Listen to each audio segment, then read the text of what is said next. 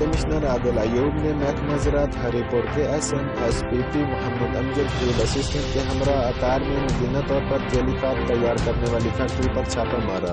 Factory کے اندر ملازمین کھاد تیار کرنے میں مصروف تھے۔ فیکٹری سے بھاری مقدار میں کھاد خالی بھرے ہوئے بیگ بھی برآمد ہوئے، جبکہ فیکٹری کے باہر کسی قسم کا کوئی بورڈ وغیرہ موجود نہ تھا۔ اس موقع پر اسسٹنٹ کمشنر نے وہاں پر موجود ملازمین سے اس بابت دریافت کیا، لیکن وہ کوئی تسلی بخش جواب نہ دے سکے۔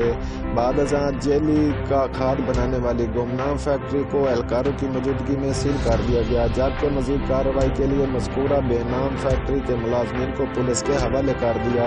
اسسٹنٹ کمشنر نے مزید کہا کہ کسی کو بھی جعل سازی اور 2 نمبری کرنے کی اجازت نہیں دی جائے گی۔